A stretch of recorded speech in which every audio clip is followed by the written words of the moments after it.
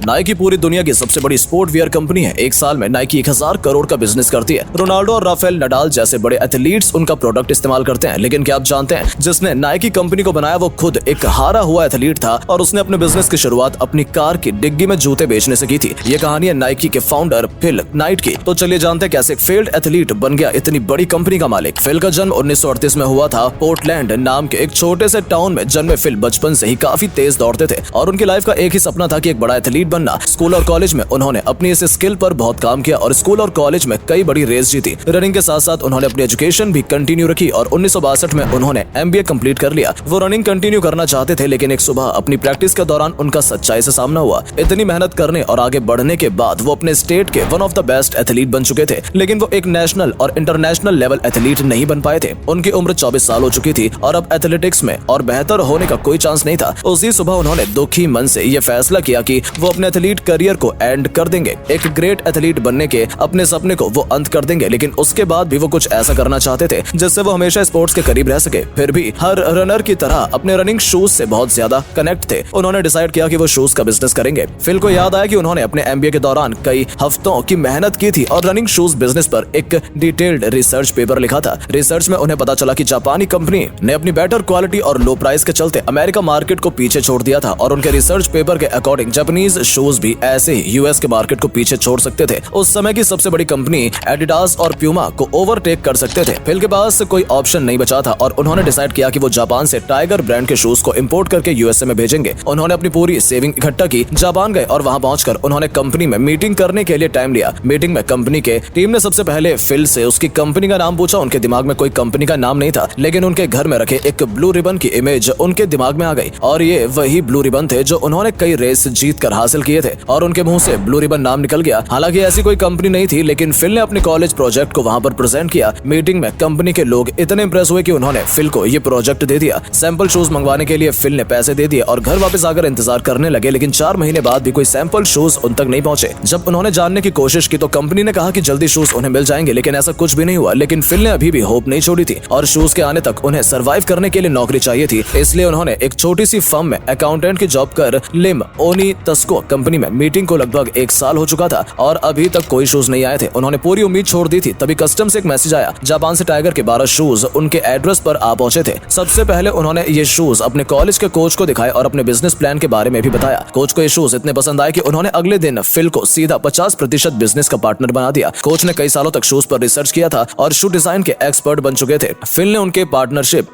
को एक्सेप्ट कर लिया और टाइगर शूज बेचने के लिए ओनित्सुका कंपनी से डिस्ट्रीब्यूटरशिप के राइट्स मांगे। साथ ही $1000 की टोटल कॉस्ट पर 300 शूज का ऑर्डर भी दिया। उनके इस ऑर्डर को और डिस्ट्रीब्यूशनशिप को कंपनी एक्सेप्ट कर चुकी थी और उनकी कंपनी ब्लू रिबन को वेस्ट USA में डिस्ट्रीब्यूटरशिप भी मिल गई। उन्होंने कई स्पोर्ट्स शॉप को टाइगर के शूज बेचने की रिक्वेस्ट की, लेकिन सभी ने मना कर दिया। फिल के पास खुद की शॉप खोलने के पैसे नहीं थे, इसलिए उन्होंने जुगाड़ लगाया। उन्होंने अपनी कार की डिग्गी में शूज को भरकर जहां भी कोई एथलीट कंपटीशन होता वहां ले जाकर बेचना शुरू किया। वो रेस के बाद कोच, एथलीट और स्पेक्टेटर से बात करके अपने शूज प्रेजेंट करने लगते। ऐसा करने की वजह से उनके जूते हाथों हाथ बिक रहे थे। क्योंकि वो खुद एक एथलीट थे, इसलिए कस्टमर की परेशानियों को अच्छे से समझ सकते थे और यही वजह है कि वो कस्टमर को अच्छे से कन्विंस कर पा रहे थे कि टाइगर के शूज उनके लिए बेस्ट हैं। सिर्फ 2 महीने में उन्होंने 300 पेयर्स की पहली शिपमेंट बेच दी और इस बार सीधा 900 टाइगर शूज का ऑर्डर दे दिया। लेकिन उनके टोटल कमाई सिर्फ $2000 हुई थी और ऑर्डर की कीमत $3000 थी। इसलिए उन्होंने पहली बार बैंक से $1000 का लोन मांगा। बैंक ने भी ब्लू रिबन के अच्छे बिजनेस को देखते हुए उन्हें लोन पास कर दिया। सब कुछ ठीक चल रहा था, लेकिन तभी कहानी में एक ट्विस्ट आता है। एक रेसलिंग कोच का लेटर आता है। इसने क्लेम किया कि ये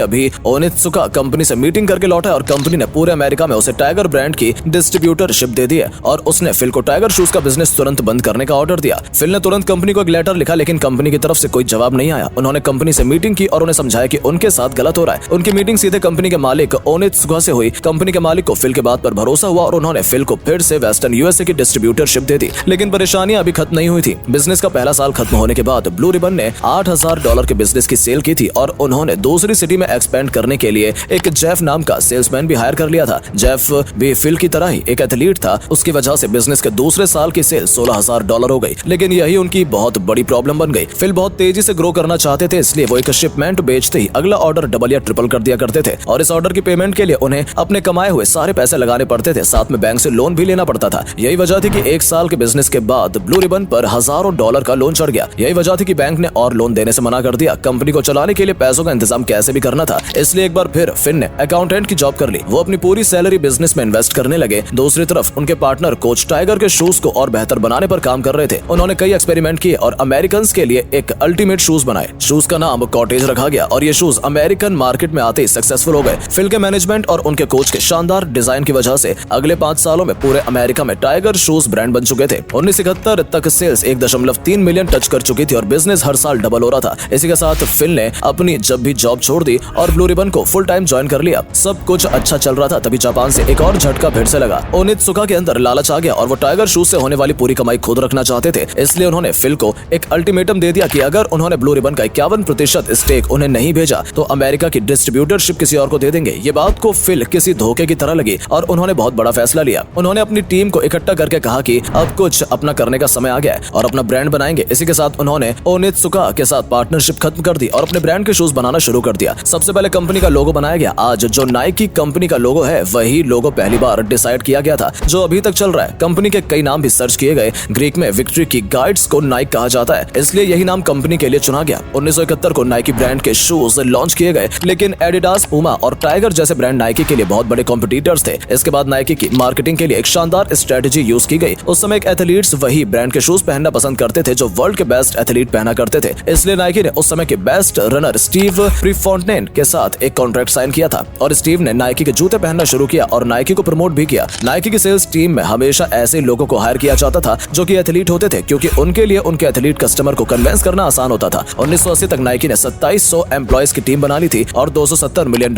की सेल्स कर चुका था और एडिडास को बीट करके उसकी सबसे बड़ी एथलीट शू कंपनी बन गई थी। लेकिन रिबॉक कंपनी के आने के बाद नाइकी का सपना टूटता हुआ नजर आ रहा था। नाइकी ने हमेशा सही एथलीट के लिए कंफर्टेबल शूज बनाने का काम किया था। लुक और स्टाइल पर उन्होंने कभी भी ज्यादा ध्यान नहीं दिया, लेकिन फैशन ट्रेंड और एथलेटिक शूज के टेस्ट में 1980 के समय एक मेजर चेंज आया। अब लोगों को सिर्फ एक मजबूत और अच्छे परफॉर्मेंस वाला जूता नहीं बल्कि दिखने में आकर्षक जूता भी चाहिए था और रिबॉक ने कस्टमर को वही दिया और कस्टमर का नाइकी से कनेक्शन टूटने लगा। कंपनी को पहली बार नुकसान हुआ और कई एम्प्लॉइज को भी कंपनी से निकलना पड़ा। 1986 में रिबॉक नाइकी को पीछे करके यूएसए की सबसे बड़ी एथलेटिक शूज ब्रांड बन गई। नाइकी को अब फिर से मार्केट में आने के लिए कुछ मैजिकल करना था, जिसके लिए उन्होंने चुना magical basketball player Michael Jordan को। इसलिए नाइकी ने माइकल को ब्रांड एम्बेसडर साइन कर लिया। साथ ही माइकल ने एयर जॉर्डन नाम के बास्केटबॉल स्नीकर्स भी लॉन्च किया। एयर जॉर्डन ने अपने बोल्ड कलर्स और स्टाइलिश डिजाइन के साथ बास्केटबॉल शूज के ट्रेंड को रातों रात बदल दिया। एयर जॉर्डन वो हिस्टोरिकल शूज बने जिन्होंने पूरी दुनिया में स्नीकर्स कल्चर की शुरुआत की। नाइकी ने माइकल के साथ इन शूज के ऐड भी किए, जिसके बाद इन्हें और भी अच्छा प्रमोशन मिला। लॉन्च के पहले ही साल नाइकी ने $100 मिलियन